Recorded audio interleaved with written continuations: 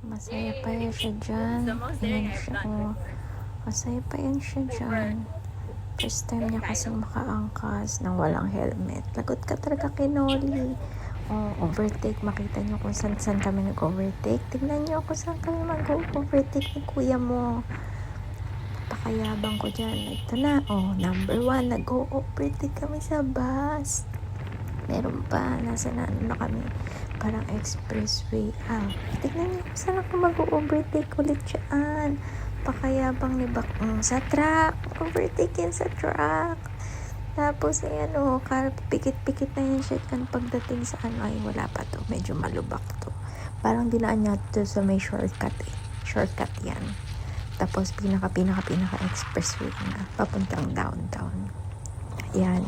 Hindi ko alam kung ilang lane yung kalye nila, pero sobrang hangin.